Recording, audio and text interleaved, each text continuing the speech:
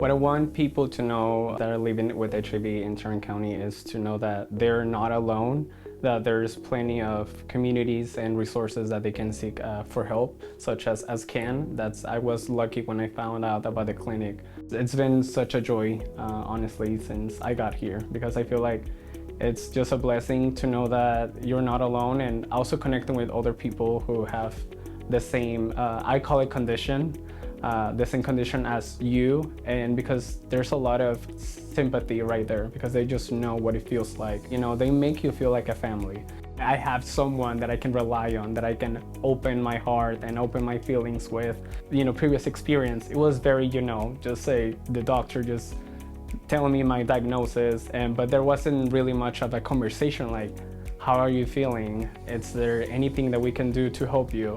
And that's the way that I have found the support here, that it's not just about providing the medication, it's also providing you that support, like, hey, we're here to hear you out. I'll definitely feel that it's really important to have the support of your medical peer navigator and the medication. We're humans, we have, at the end of the day, feelings, emotions, and we go through a lot of things. We live in an overstimulating world, and it's good to take time to pause and reflect, and also just allow yourself, if you're feeling sad, like feel sad and cry, and then you will feel better because you're just healing that. But yeah, just having both of those supports is really important.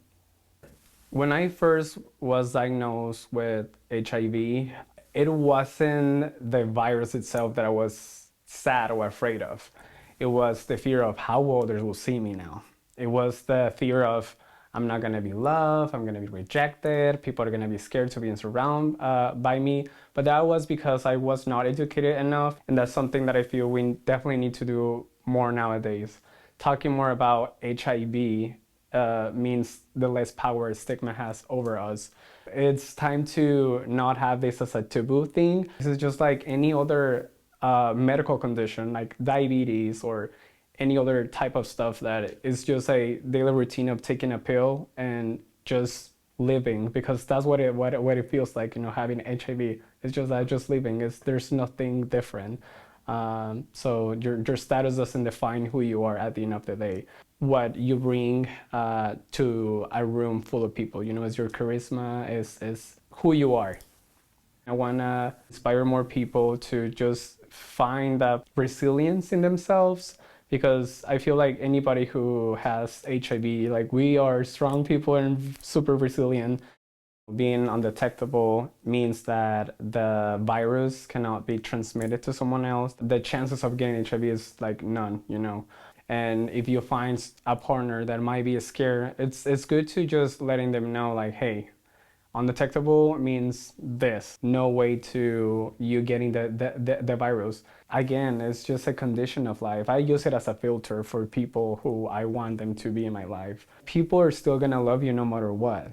And it's all in your head. It's all these fake scenarios that you create in your mind. I grab all of that fear to just live. That gave me the more reason to live life, to appreciate the little things in life, the sunlight, just getting the sun, hitting on you, making your coffee in the morning. Take the time to smell your coffee. We're always such in a rush, but taking those times to be present at the moment. I have used that as a motivation. We're thankful that we are in an era, in a century, that it only takes one pill to live your everyday life like anybody else. We must feel really proud of how far we have become, and for the others who have paid the way. Do not allow the stigma to tell you your self-worth, because it's all about you. It's all about you telling in the mirror that you're beautiful, that you're amazing, that you're capable of doing anything that you want to achieve. It's always trying those affirmations every day, and those will help you. In the beginning, I thought oh, my life is gonna change, and my fear again, it wasn't the virus itself. It was the stigma. You think about the worst things, because that's what we see sometimes in TV or in social media, and there's not a lot of information, because again, if we don't talk enough about HIV, a stigma is still going to have more power on that. So we need to fight against that. Over time, I have learned to have that level of confidence or self-acceptance because it's a journey, man. It's not like, oh, it's gonna like everything is gonna be fine and just take your medication. Like, no, it's a process and it's okay to have those moments. Like, it's a journey. Nobody's gonna rush you. Take your time. What I definitely encourage other people to do is like, you're always going to have that friend or that family member or someone who's just going to be there for you to hear you out, and those people are key in your life because they once you have just one person who is just there listening to you and giving you the hope that you can thrive in any way, you don't need anybody else. What people don't realize is that this is not a disability. It's not like you have your arm broke or your leg that you cannot walk, and those are the things that, again, you have to be reflected and thankful because there's other people who are like struggling more than you. That's what I do sometimes as well. I'm complaining and then I take a time and I'm like, Cesar, like there's people who are in bed right now in the hospital who are just hoping to go out, have a walk, enjoy a coffee, enjoy the sun, going to the park, reading a book.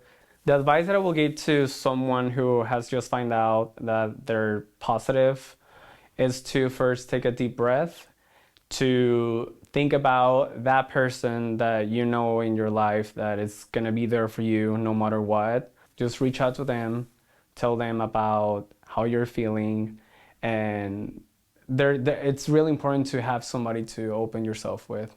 And in that moment, you just freak out. You don't think about like, okay, I need to search for a clinic and a doctor and make an appointment and like, what are the next steps? Because your mind is just so blocked.